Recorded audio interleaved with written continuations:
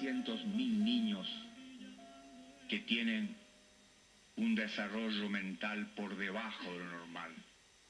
Si acaso un niño en los primeros 8 meses de su vida no recibe la proteína necesaria para su desarrollo corporal y cerebral, se va a desarrollar en forma diferente al niño que pudo tenerla. Si a ese niño que no recibió la proteína suficiente, después de los 8 meses se le da, puede recuperar y normalizar su desarrollo corporal, pero no puede alcanzar el desarrollo normal de su cerebro. ¿Y cuántas son las madres proletarias que no pueden amamantar a sus hijos cuando nosotros los médicos sabemos que el mejor alimento es la leche de la madre? Y no lo pueden hacer porque viven en las poblaciones marginales, porque sus compañeros están cesantes, porque ellas reciben su alimento y que como madres están castigadas en su propia vida y, lo que es más injusto, en la vida de sus propios hijos.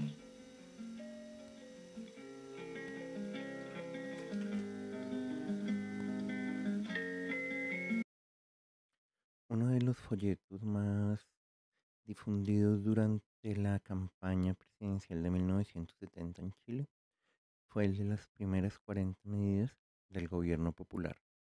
En ellas, la propuesta de la Unidad Popular liderada por Salvador Allende mostraba su intención o las medidas que consideraba urgentes para mejorar la calidad de vida de los chilenos. Eran 6 propuestas de austeridad fiscal, 6 medidas provisionales, 7 medidas para salud infantil, 5 medidas para salud general, 7 medidas para el trabajo, 4 medidas para vivienda y 5 medidas para el cambio de modelo económico, cultural y la reforma agraria. O sea, eran de 40, 12 medidas eran para la salud, aunque podríamos decir que las 40 eran encaminadas en eso, porque no podemos hablar de salud si no hay trabajo, si no hay vivienda, si no hay servicios sanitarios. Eso lo tenía muy claro Cristina Fernández de Kirchner. A ver, no hay plan de salud que aguante si no hay trabajo al mismo tiempo y no hay crecimiento, vamos a decirlo. Uno puede tener el más formidable plan de salud, pero si no hay agua potable, si no hay cloacas, si no hay trabajo, si los chicos no comen bien, no hay plan de salud posible, por más que tengas 25.000 médicos y 80.000 enfermeras. Esto también hay que decirlo. El plan Nacer es asignación universal por hijo, es una Argentina con industrias, es una Argentina con más de 5 millones de puestos de trabajo generados, con miles y miles y miles de kilómetros de tendido de agua corriente. Volver a la libertad. Pero hablar de libertad es algo muy grande. Porque libertad es asumir que se tiene la conciencia libre, que no es lo mismo que libertad de conciencia. La conciencia libre significa que yo puedo decidir si yo tengo todos los elementos para formular mi decisión. Estoy bien informado, estoy bien formado, me alimento todos los días, tengo un techo donde guarecerme, tengo una ropa que ponerme y una vez que tengo mis necesidades más elementales satisfechas, yo puedo empezar a pensar para ser un hombre libre. Porque si yo tengo que buscar el trabajo trampeando como sea, poniéndome en la cola del paro, vendiéndome por 4 perras porque tengo que comer los míos y yo no soy un hombre libre, aunque mañana me permitan que vaya a votar en las urnas. Yo voy movido por mi hambre, por mi necesidad de tener que venderme en cada momento para el trabajo. De esas medidas, la que más bienestar trajo fue la del vaso de leche. El aviso publicitario durante la campaña decía leche para todos los días, para todos los niños de Chile con Allende. Los niños malnutridos representan alrededor del 20% de nuestra población total. Esta situación es grave para el país, ya que para poder alcanzar el desarrollo económico, social y cultural es preciso contar con hombres sanos, capaces de trabajar y producir. El gobierno, a través del programa de alimentación complementaria, está preocupado de corregir esta situación, asegurando una ración diaria de leche según sus necesidades a los niños, embarazadas y madres que amamantan a sus hijos. No debemos tener más niños desnutridos en Chile, rezaba el Programa Nacional de Leche, precisando que el programa de alimentación complementaria tenía como propósitos contribuir a promover el desarrollo y crecimiento normal de las primeras etapas de vida del hombre, prevenir la desnutrición infantil y elevar el nivel nutricional y de salud de la población. De ningún modo era el primer proyecto político que enfatizaba en esto. Un ejemplo de ello es la República Española. Para ello, tomaremos como fuente la Revista Española de Salud Pública, que en su número de enero de 2000 trataba la política sanitaria el cambio que hubo de la dictadura de Primo de Rivera a la Segunda República. Con la llegada de la República se producen cambios sustanciales en la política económica que se traducen en el ámbito sanitario en un espectacular incremento de la inversión que para el primer bienio ha sido bien documentada por diversos autores. Del 0,27 de 1930 se sube al punto 36 en 1932, alcanzando en 1933 el 0,71 de los gastos del Estado, lo que en cantidades brutas supuso durante el mencionado primer bienio un incremento del 150%. Merece la pena destacar en este sentido, como Ramón Carr se ha referido a la existencia en nuestro país de un New Deal republicano, y de manera más explícita, la argumentación de Gabriel Jackson al indicar que en 1931 ningún gobierno había empleado todavía los métodos de Keynes para el fomento de la industria mediante subvenciones gubernamentales hasta finales de la década de los 30 y mucho más especialmente a partir de la Segunda Guerra Mundial. Los gobiernos de todas clases han establecido controles sobre moneda, precios, exportaciones, importaciones e inversiones hasta un grado que en el tiempo de la Segunda República Española habría provocado automáticamente la acusación de comunismo. El programa de obras públicas de Prieto fue muy similar al contenido del New Deal norteamericano, puesto en marcha 2 años más tarde. También se parecía mucho a los programas luego etiquetados como desarrollo económico a mediados del siglo XX. En la Constitución de 1931 estaban las bases de la sanidad republicana. En la primera base se especificaba que a los fines trascendentales de la sanidad pública y para la más perfecta organización y eficacia de los servicios sanitarios y beneficios encomendados por las disposiciones vigentes a diputaciones y ayuntamientos, se creará en cada provincia un organismo administrativo que se denominará Mancomunidad de Municipios de la provincia. Dicho organismo obrará en función delegada del Ministerio del Trabajo, Sanidad y Previsión, que asumirá la alta dirección técnica y administrativa de los servicios a que afecta la presente ley. Las mancomunidades municipales, formadas por todos los ayuntamientos de una provincia, se habían convertido en instancias administrativas mucho más solventes que las viejas diputaciones. Un decreto del 31 de julio del 31, publicado el 2 de agosto, preveía ya que la dependencia en los institutos provisionales de higiene de las susodichas mancomunidades, por lo que la ley venía a sancionar tal circunstancia, dotándola de contenido real, contenido que quedaba expresado en la base cuarta en forma de objetivos concretos e inmediatos encomendados al nuevo dispositivo sanitario, la mancomunidad, previo informe de los inspectores municipales de sanidad. En el plazo de 2 meses emitirá un dictamen acerca de los problemas sanitarios de su provincia en relación sobre todo a la mortalidad y morbilidad y medidas que estime más adecuadas para resolverlos. El Ministerio, previo a los asesoramientos que considere necesarios, realizará las campañas conducentes para la reducción de dicha mortalidad y morbilidad en el campo y poblaciones de medio rural, a base del aprovechamiento del personal y recursos que figuren en los presupuestos municipales, provinciales y del Estado, en una perfecta coordinación de sus servicios sanitarios. Esto parece que fuera fuente del proyecto de Gustavo Petro, en el cual se divide el país en poblaciones de 20.000 personas para ser atendidos por grupos sanitarios que van a las viviendas de las personas, sobre todo en zona rural, que en este momento es donde están más desprotegidos y en Colombia no se presta adecuadamente, de hecho ni casi ni se presta el servicio de salud. Seguimos con la República. El enorme esfuerzo legislativo realizado durante la Segunda República se tradujo en el ámbito que nos ocupa, en diversas normativas que ya en el primer bienio tuvieron por objeto regular la creación de la infraestructura sanitaria, que la voluntad preventista de la sanidad republicana había propuesto.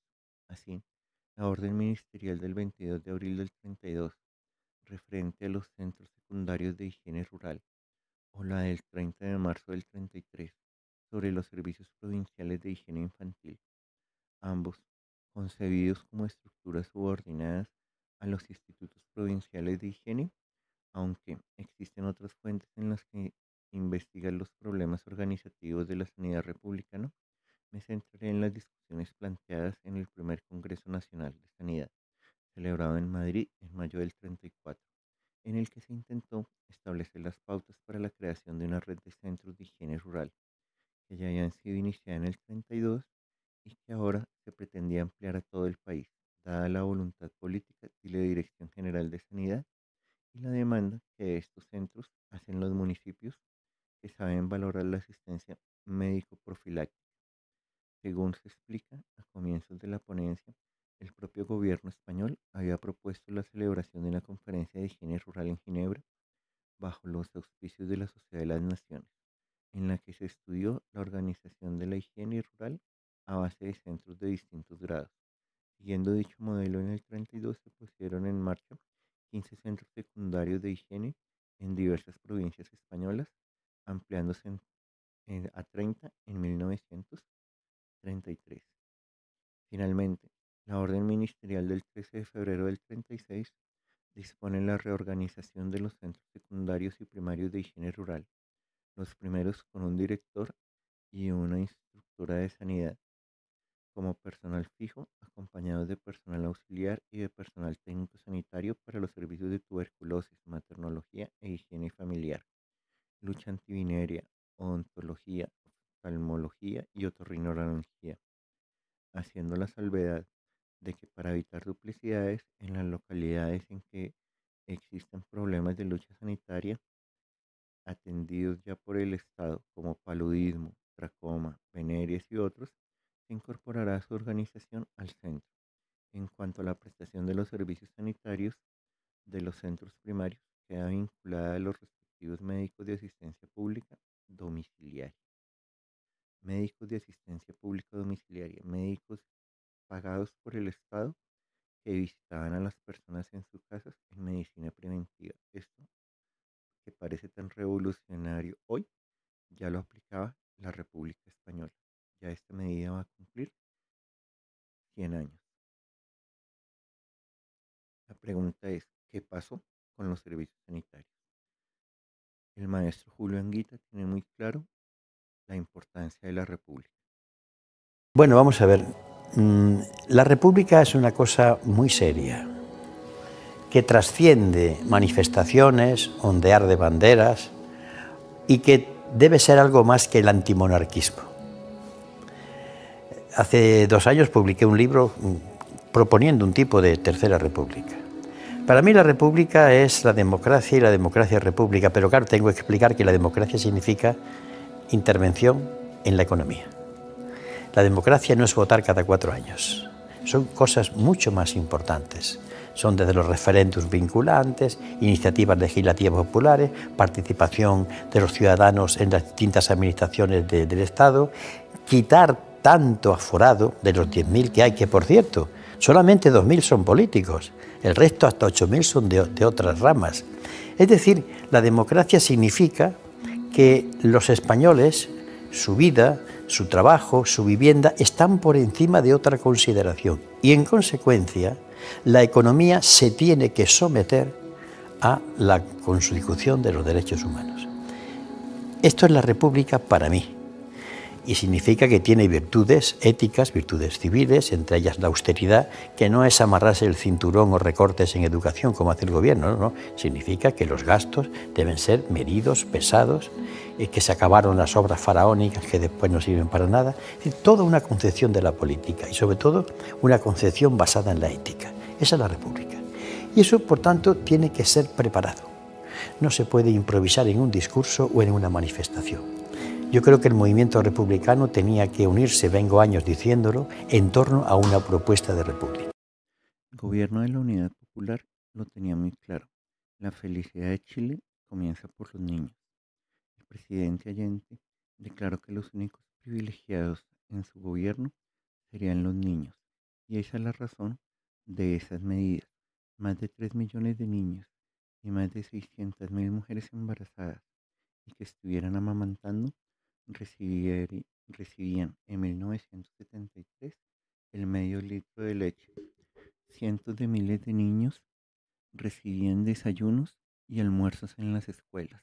Ese esfuerzo del gobierno fue acompañado de la movilización sin precedentes de voluntarios, de trabajadores de la salud, profesionales y no profesionales, que salieron a educar en salud, vacunar, hacer campañas de previsión, modificando así los hábitos culturales muy enraizados. Uno de esos, lavarse las manos antes de comer.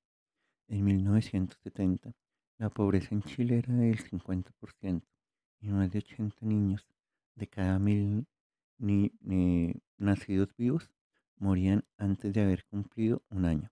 La desnutrición era la causa fundamental.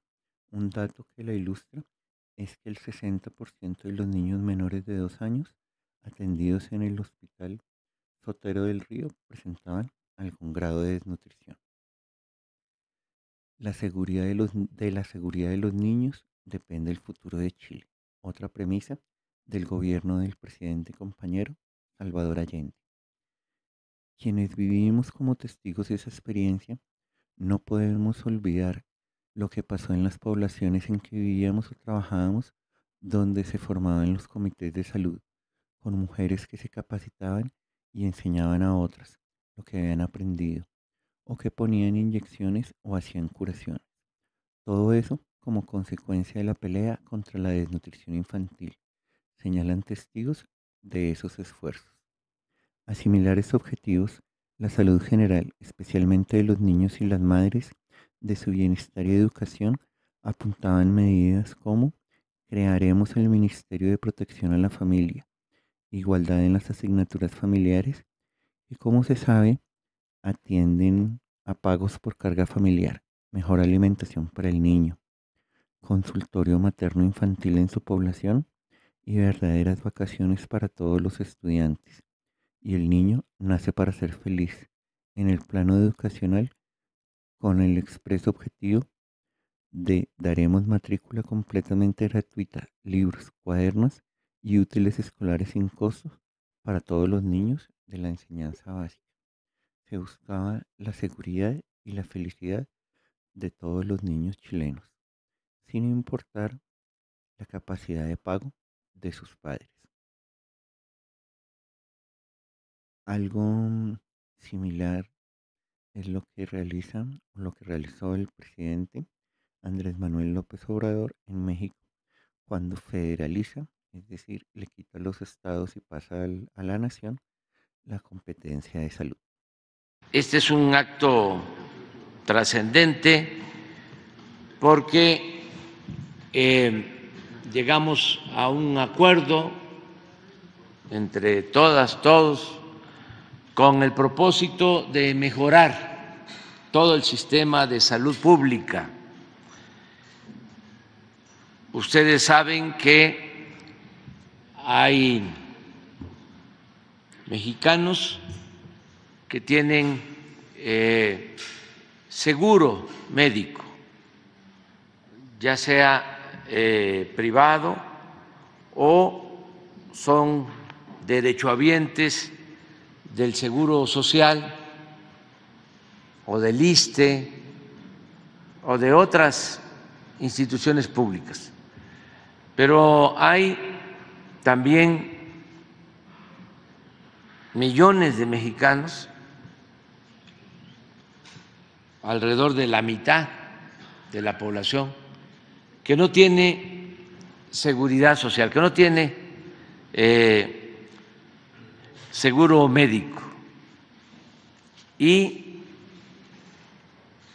es dirigida a esta población la decisión de ayudar para que todos los mexicanos cuenten con atención médica, con medicamentos, de manera gratuita.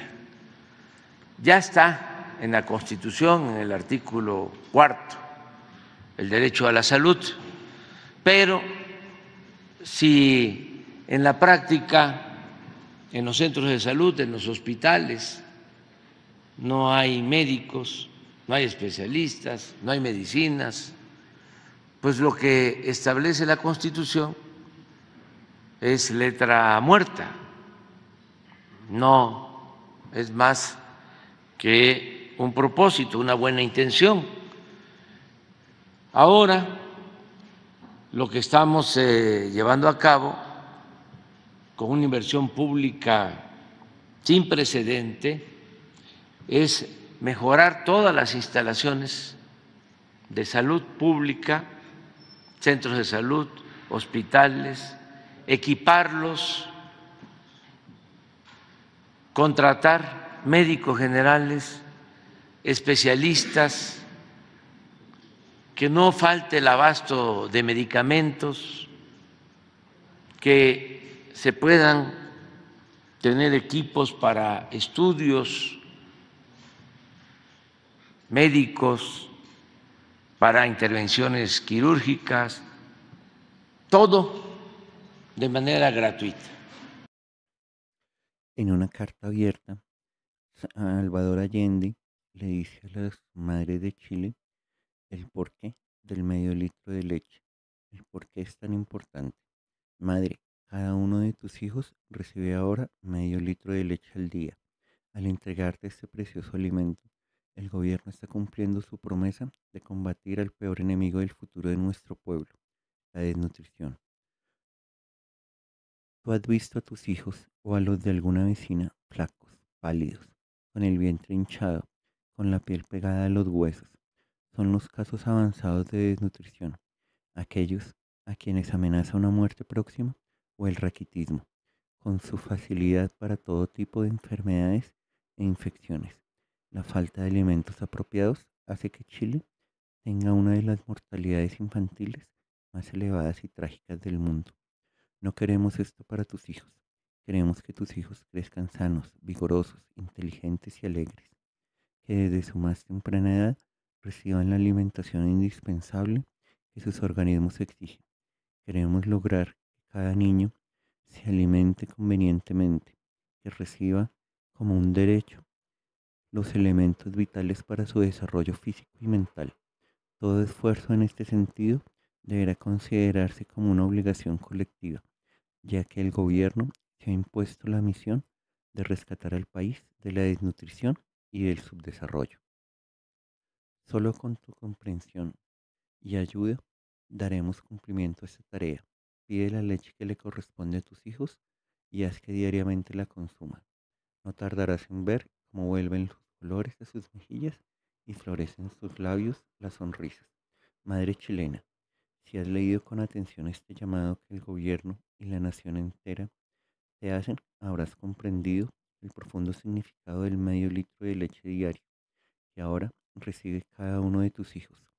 Con él se inicia el proceso de salvar para nuestra patria el futuro de nuestros niños, de desterrar el fantasma de la desnutrición, de formar nuevas generaciones de chilenos sanos física e intelectualmente.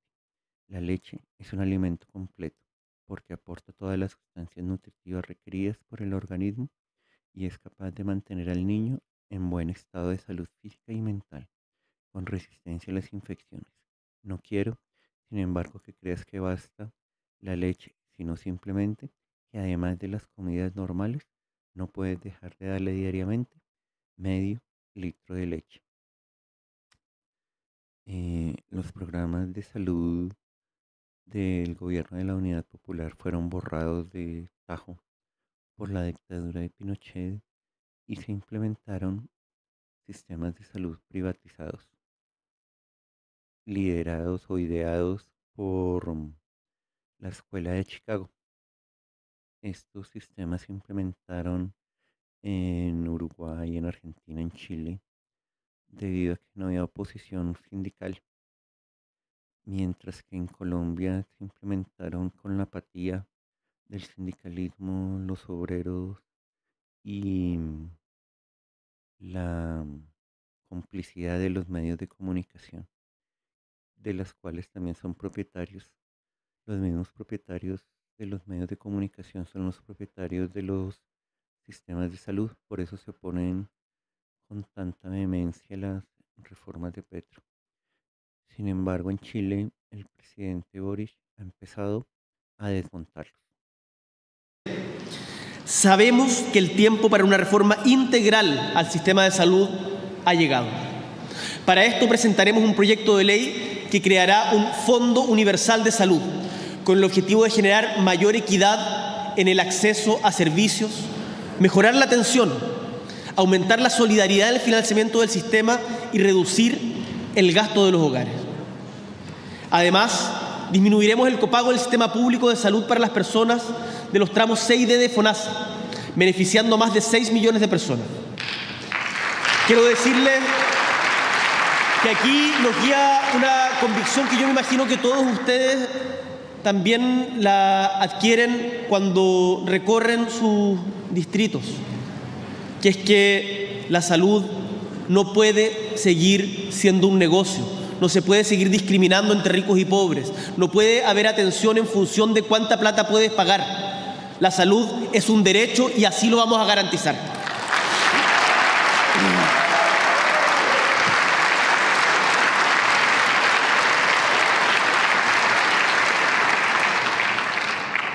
En el estudio de los discursos de presidentes anteriores, revisaba algunos compromisos que se hicieron en esta materia.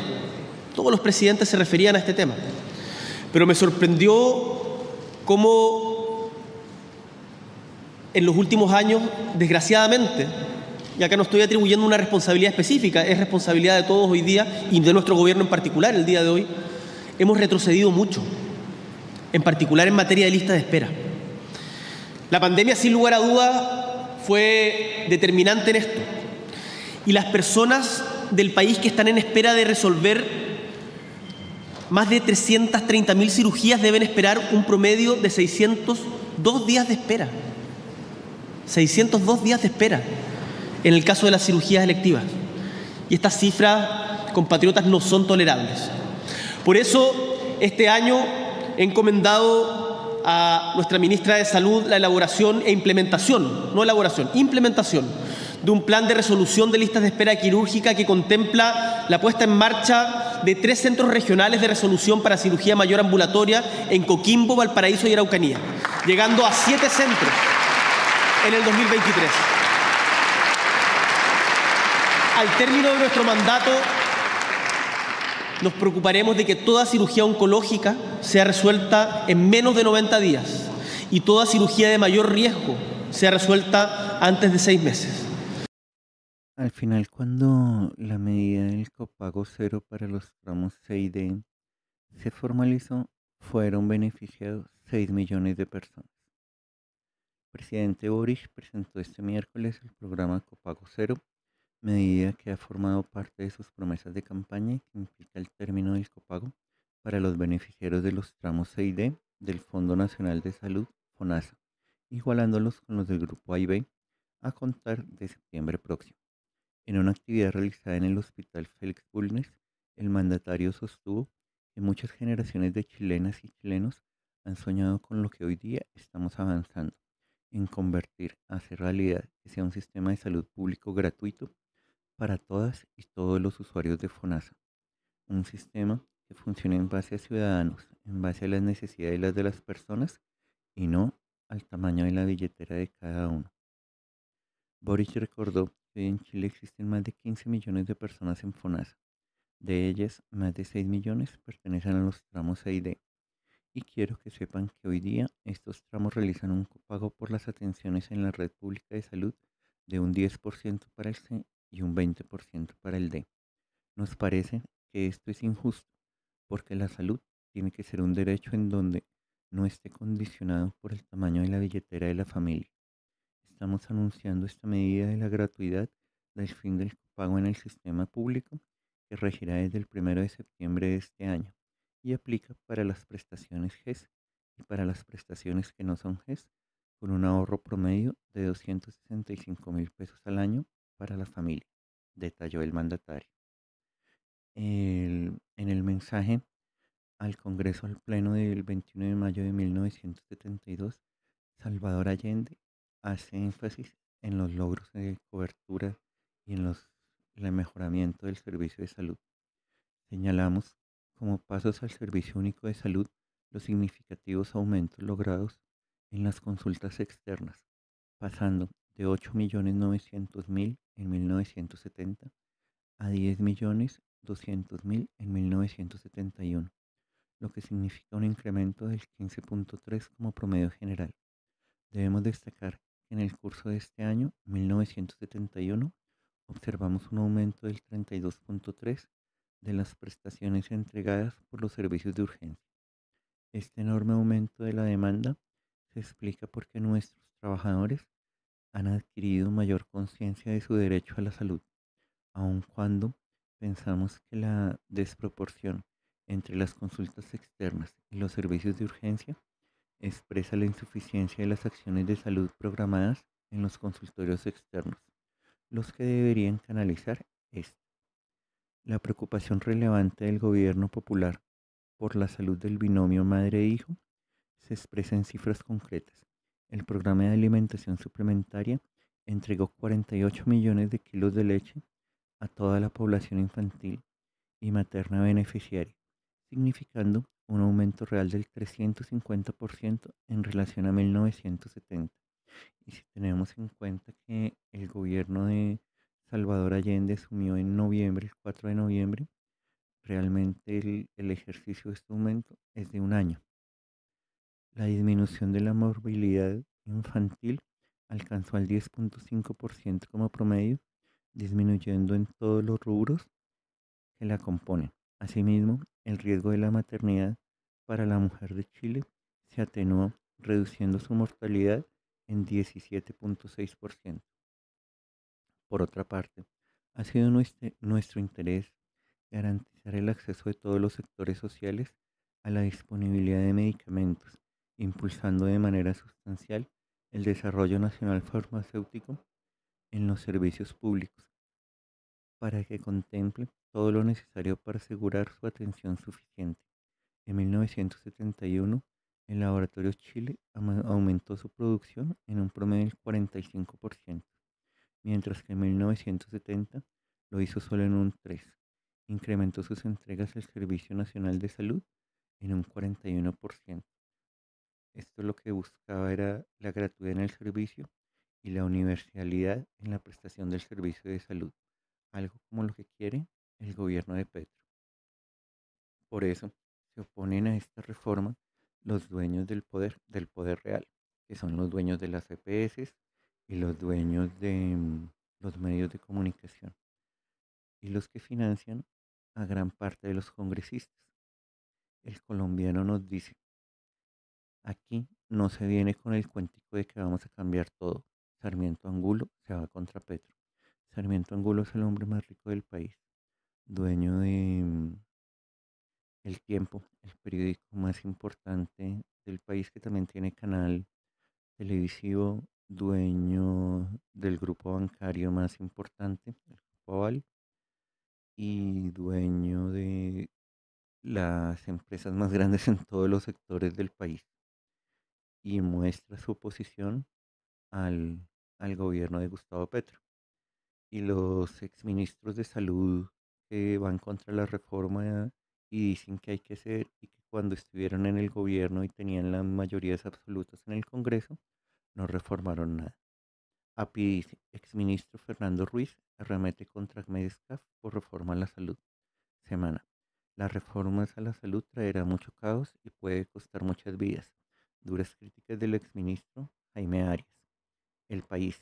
Iban a destruir el sistema de salud. Alejandro Gaviria se despachó contra la reforma a la salud del gobierno Petro. Critican y presentan como si fuera la verdad absoluta lo que dice ASEMI. ASEMI es la Asociación de las Empresas Prestadoras de Salud, que son las que manejan los dineros públicos y se embolsillan 81 billones de pesos al año, unos 20.000 millones de dólares. Por eso se oponen a la reforma de la salud, que su principal eje es que el manejo de los recursos los va a hacer el Estado. Es decir, dejarán de manejar, dejarán de lucrarse con ese dinero y el presidente Petro está firme con ello. En la reforma hemos presentado soluciones. Se trata de mejorar el servicio en La Guajira y en el Guaviare y en el Chocó y en Tumaco y en el Amazonas y en Ciudad Bolívar y en Usme y en el norte de Medellín. Se trata de que el servicio de salud le dé iguales posibilidades de vida a quien tiene dinero que a quien no lo tiene, que no puede ser organizado por el mercado, porque todo mercado, por más simple que sea el de camisas, siempre se podrá comprar una camisa si tienes el dinero en el bolsillo. Si no, no la podrás comprar. La salud no puede ser eso. Porque entonces, ¿en dónde queda el derecho a la vida?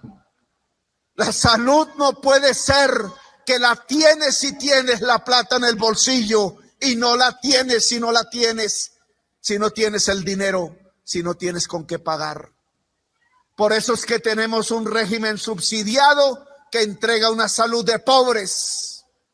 Y por eso tenemos una salud del contributivo que entrega una salud de clase media. Y por eso tenemos unas prepagadas que entrega una salud de ricos.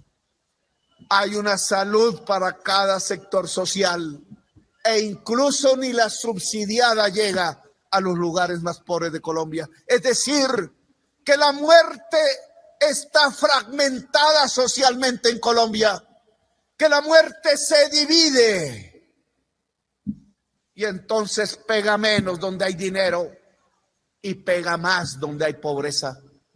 Eso no es un sistema de salud que garantice el derecho universal y que nos garantice la paz.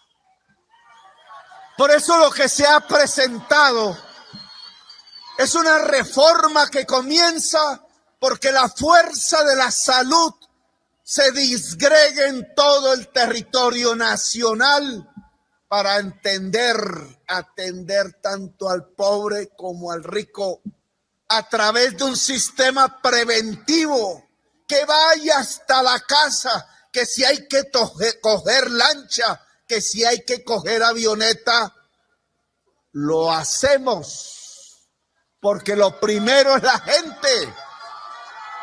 Cuando se estudian este periodo, la evolución de la salud, vemos que uno de los aspectos más interesantes fue el de los avances de la democratización del sistema de salud, ya que permite ejemplificar parte de las contradicciones que atravesaron el proceso de cambio de la unidad popular en su conjunto, en coherencia con los esfuerzos del gobierno por encauzar la movilización popular de aquellos años.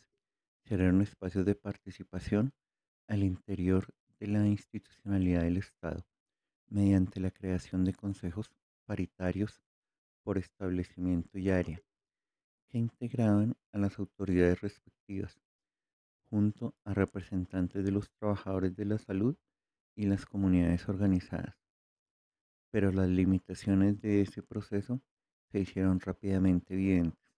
El peso de la burocracia del Estado, junto con la resistencia de parte de sus funcionarios a otorgarle poder a los sectores populares, el carácter consultivo y limitado de las instancias de participación, que chocaba con las expectativas de los sectores más dinámicos de la población organizada, y la oposición de un sector mayoritario de los médicos que no solo temían perder sus posiciones de poder, sino que principalmente buscaban resguardar el ejercicio privado y lucrativo de la medicina, fueron algunas de las principales trabas que limitaron con fuerza los intentos de democratización de la institucionalidad sanitaria y obstaculizaron la política de salud en su conjunto, particularmente la universalización del derecho a la salud mediante la extensión de la cobertura del Servicio Nacional de Salud.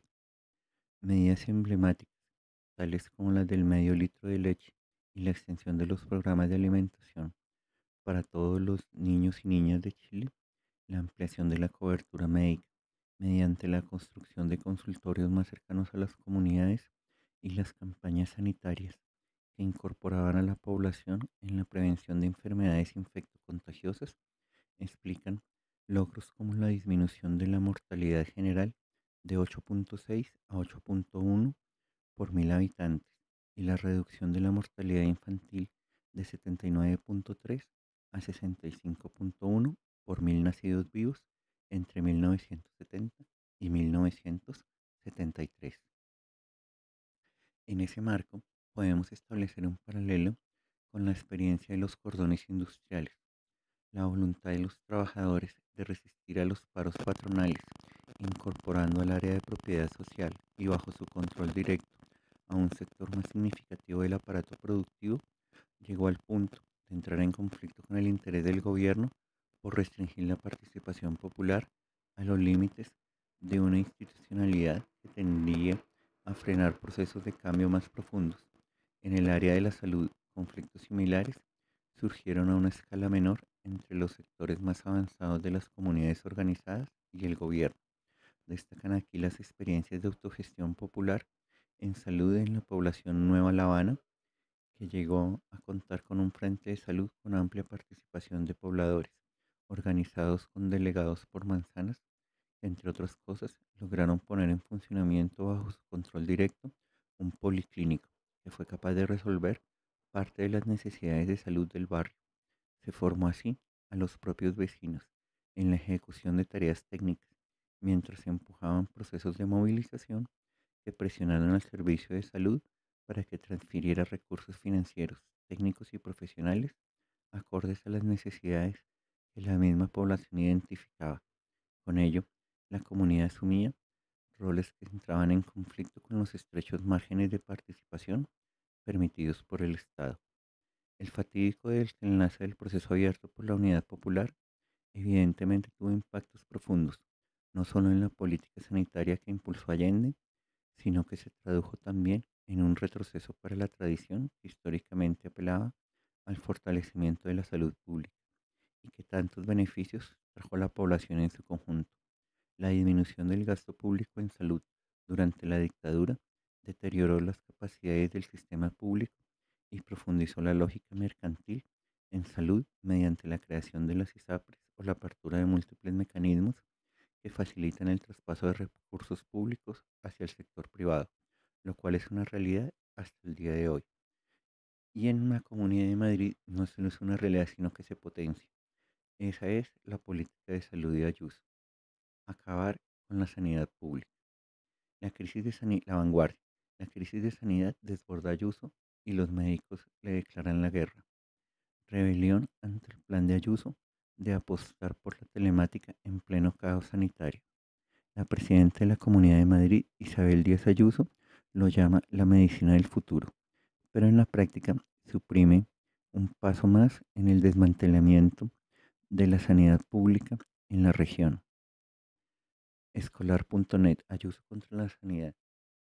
Ante una de las manifestaciones más multitudinarias que recuerdan en la ciudad, la respuesta del gobierno de Isabel Díaz Ayuso ha sido la de siempre: el desdén, el insulto y la provocación. Ayuso desprecia las reivindicaciones de la sanidad pública que otros gobiernos tratan de atender. El País. Ayuso sigue sin abrir 4 centros de salud que antes del 28M, o sea, el día de las elecciones, estaban casi listos. El Diario.es. Ayuso permitió la muerte de mayores en las residencias a través del protocolo de la vergüenza. Diario 16. El gobierno de Ayuso dejará de ingresar 92 millones más por bajadas de impuestos en pleno conflicto por la sanidad pública. Isabel Díaz Ayuso hace gala de de no importarle la muerte de más de 7.000 personas mayores en las residencias que no quiso medicalizar ni atender. ¿Siguió el juicio de las residencias con Martín Pallín? Después, si os parece, cuando hayamos escuchado el discurso del presidente, muchísimas gracias. Gracias. Luego, cuando... Esas 7.000 personas muertas en residencias, va a decir...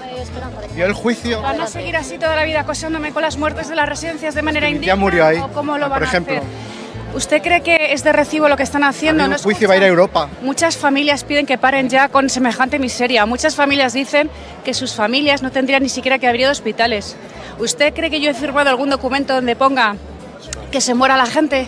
¿Usted cree que yo he firmado algún documento para que vaya a las residencias de ancianos y diga, muéranse? Es mentira, dejen. Derivaron a los hospitales, se murieron. ¿Usted ha visto el juicio? Vamos a retorcer el dolor de las víctimas políticamente, y es lo que están haciendo ustedes. Dejen de utilizar las muertes. ¿Ha habido un juicio con Martín Pallín? Señora... Madre mía. Se genera un sistema sustituto de salud que constituye un sistema privado que expropia de alguna manera una parte importante de los recursos públicos, ¿no? Porque saca de los recursos públicos la cotización de aquellos que además eran los que más recursos ponían, ¿cierto? Entonces, eso en términos económicos es equivalente a una gran reforma tributaria regresiva, porque deja un vacío, saca recursos del sector público y los pone en un sector privado. Eso por una parte, pero también, por otra parte, ese sector privado tiene una vocación de conducir el sistema a través de procesos de acumulación de capital que le permitan ir, entonces, en un primer momento, una especie de acumulación originaria, digámoslo así, de capital que permite que este sector se vaya desarrollando. No era un sector muy pequeño, era un sector muy reducido cuando esto comienza en 79, 80, que hoy día es un tremendo complejo, digamos, entonces eso también es importante porque permite el cambio del eje de la acumulación, ¿no? del desarrollo del sistema. Y entonces que culmina finalmente en un problema de segmentación, ¿cierto? Del sistema, donde existe un mundo que parecen dos países en salud, ¿cierto? Un sistema público que se encarga de la mayor parte de la población, pero que cuenta con muchos menos recursos per cápita, por ejemplo, ¿cierto? Que un sistema que tiene recursos equivalentes a los que tendría cualquier país desarrollado hoy día, ¿no? Y que de alguna manera, ¿cierto? Interpela cuestiones como la solidaridad, la equidad, el derecho a la salud, y es algo que se ha vuelto ya hace varios años, ¿cierto? No tolerable para la sociedad chilena. Ahora, evidentemente que había un proceso, de hecho, podemos ver que este sistema, sobre todo desde el mundo privado, ha tenido un agotamiento, ¿cierto? En años recientes, yo diría que ya declaradamente a partir del año 2010, no voy a entrar en los detalles, digamos, del conflicto y la crisis que hay ahí, pero evidentemente que el fallo del año 2010 del Tribunal Constitucional, que por otro lado asume posiciones más de seguridad social cuando analiza esos fallos que las que tenía antes. Recordemos que a principios de los 2000, cuando se interpretaba, por ejemplo, este 7%, que es ahora que es la cotización de las personas, se interpretaba como algo de propiedad individual, ¿no? Cuando siempre ha sido un aporte de seguridad social y por lo tanto es una propiedad pública, digamos, ¿no? Una propiedad colectiva. Pero eso no era aceptado a principios de los 2000, ¿no? No era aceptado, digo, por las cortes, había pocos reclamos porque no había la judicialización que hay ahora. Pero a partir del año 2010, yo creo que junto con el avance del sentido común de la propia sociedad, digamos, ¿cierto? Y el agotamiento del modelo privado, las cortes empiezan a fallar desde el punto de vista más de seguridad social y decir, sí, en realidad no se puede, si usted es de seguridad social, si usted participa en la seguridad social, usted no puede entonces discriminar por sexo de edad. Usted no puede entonces cobrarle más caro a los que son más pobres o cobrarle más caro a los que son más viejos, digamos, ¿no? Entonces eso se empieza a cuestionar, empieza a ser digamos, una cuestión que empieza a minar, digamos, las bases del sistema, ¿no? Mediante la ley 17.398, reforma constitucional de las garantías democráticas, en el artículo 10, que es el referente a la salud, dice: el derecho a la seguridad social.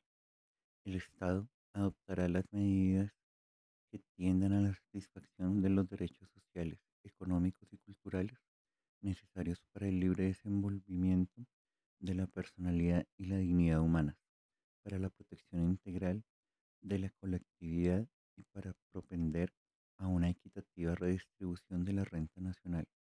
La ley deberá cubrir especialmente los riesgos de pérdida, suspensión o disminución involuntaria, como el derecho a la atención médica, preventiva, curativa y de rehabilitación en el caso de accidente, enfermedad o maternidad, y el derecho a prestaciones familiares a los jefes de hogares. El Estado mantendrá un seguro social de accidentes para asegurar el riesgo profesional de los trabajadores. Es deber del Estado velar por la salud pública y el bienestar higiénico del país. Deberá destinarse cada año una cantidad de dinero suficiente para mantener un servicio nacional de salud. En resumen, podríamos decir que la contribución de Salvador Allende a la salud pública es básicamente ser el promotor y creador del Sistema Nacional de Salud, ser el autor de la realidad médico-social chilena y el de poner las políticas públicas para reducir la mortalidad infantil, atención binomio madre-hijo, combate del hacinamiento y entrega de leche para niños y embarazadas, plan de saneamiento, alcantarillado y agua potable, aumento de infraestructura en salud pública, impulso a la educación y alimentación dentro de las escuelas y creación de entidades capacitadoras de salud en los territorios, entre otras muchas. Por eso fue el golpe, por eso fue que la oligarquía chilena y los Estados Unidos no podían dejar que este ejercicio completamente democrático se expandiera a los demás países de América del Sur y de América Latina. Un ejemplo de planes de este tipo es lo que tiene o lo que hizo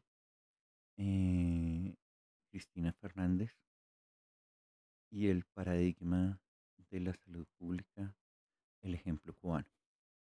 Muchos argentinos tal vez se pregunten qué es el Plan Sumar, y se lo preguntan porque como nunca publican las cosas buenas, muchos no deben saber de qué se trata el Plan Sumar.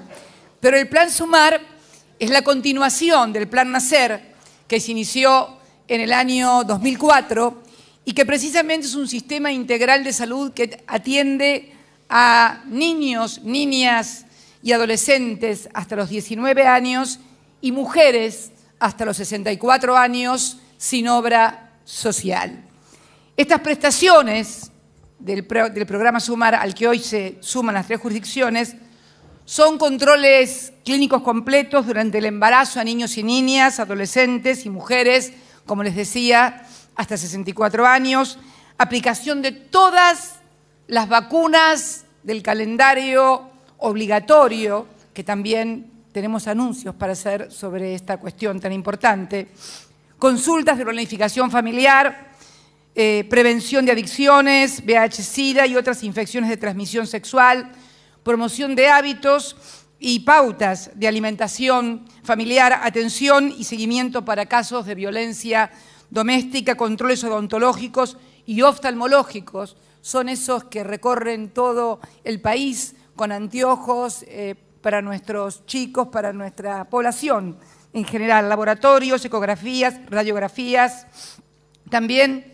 prestaciones de alta complejidad, como son, incluyendo las famosas intervenciones o cirugías de cardiopatías congénitas e internaciones en terapias neonatal y pediátricas, de aquellas famosas cardiopatías congénitas infantiles que me tocará anunciar el programa cuando me presenté en el primer mensaje como presidenta de los argentinos en marzo del 2007, que había lista de espera por 2 años y que hoy no hay ningún niño en la República Argentina por este plan esperando.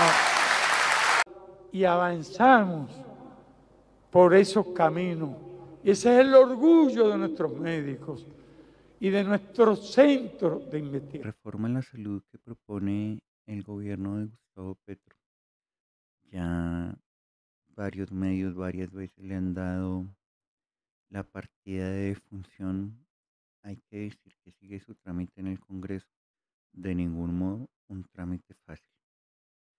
Lo que busca, los 10 puntos claves que hasta ahora se mantienen, es el fortalecimiento del nivel primario de atención, el sistema de monitoreo de las redes integrales e integradas del servicio de salud, comisiones intersectoriales de determinantes sociales, el fortalecimiento de la red pública hospitalaria, el gobierno corporativo y la rendición de cuentas de las gestoras de salud y vida, el desarrollo del sistema público unificado e interoperable de la información en salud, el fortalecimiento del sistema de inspección, vigilancia y control en cabeza de la Superintendencia Nacional de Salud, la política de formación y educación superior en salud, el régimen laboral con garantías y mejores condiciones para los trabajadores de la salud y la conformación de unidades zonales de planeación y evaluación, entre otras.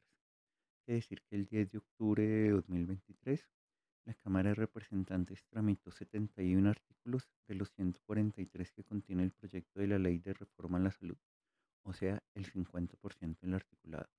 Al respecto, el ministro de Salud y Protección Social, Guillermo Alfonso Jaramillo, indicó que hay que resaltar el trabajo inmenso que ha hecho el Congreso de la República, no solamente hoy, sino también el día de ayer, muy especialmente a la Comisión Accidental, que dio vía libre a muchos de los artículos de la reforma. Esta es una reforma que paulatinamente se va entendiendo mejor y va logrando consensos importantes.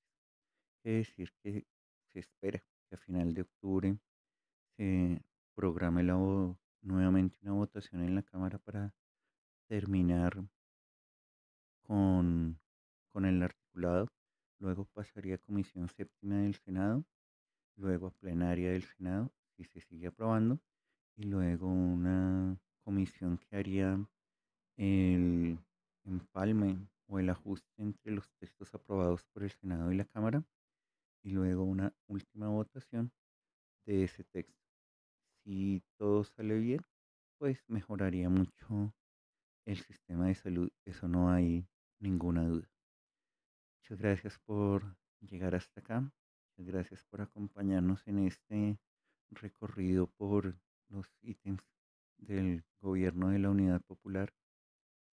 El próximo sería el de la educación como medio de movilidad social, que veía Salvador Allende, que ve Gustavo Petro, que ve Boric, todos los gobiernos progresistas, énfasis en salud y en educación. Los dejo con el presidente Petro manifestando que no se rinde en el trámite de la salud, no nos rendimos nosotros tampoco. Por favor, suscribirse al canal, darle like al video, compartirlo en redes sociales y qué bueno sería leer sus comentarios al respecto de las políticas de salud, tanto de Allende como de los gobiernos que vemos ahora. Muchas gracias nuevamente.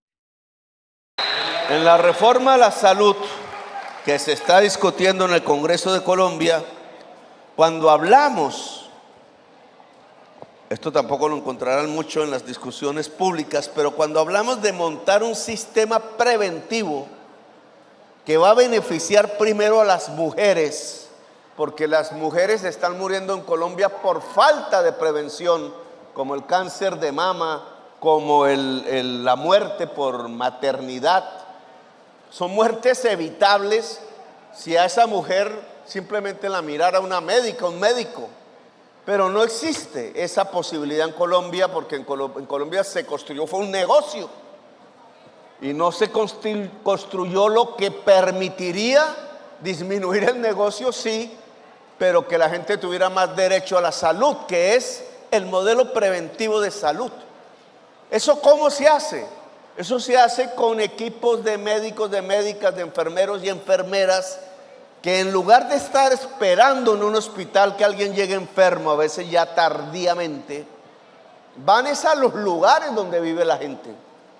Van a la reserva indígena, van a donde está tierra adentro, tierra adentro, donde se propone aquí que se convierta el municipio, va hacia los lugares donde está la gente en el barrio popular y deben cubrir todo el territorio de tal manera que a través del tiempo y la experiencia cada vez podamos cuidar que la enfermedad no surja en el territorio colombiano, que disminuya lo que llaman los médicos la morbilidad, es decir, el enfermarse, que podamos prevenir eso y por tanto tener unas existencias más plenas, hasta donde nuestras técnicas lo hacen posible.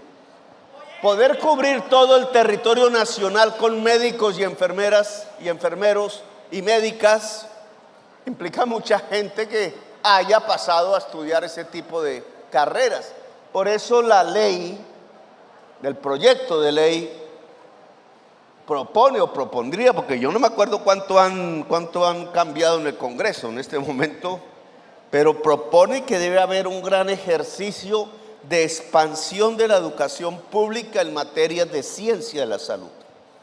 El médico y la médica tienen que salir con la conciencia de que van a ir al barrio del pobre, a la vereda campesina, no que les va a llegar la riqueza en el norte de Bogotá, sino que la función y la vocación de un médico, de una médica, es atender al ser humano allí donde esté, y que por eso se le paga.